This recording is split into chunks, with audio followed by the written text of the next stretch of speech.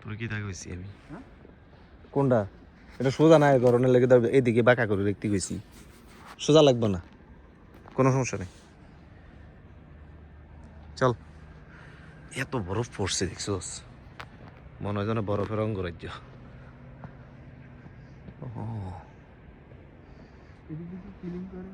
হ্যাঁ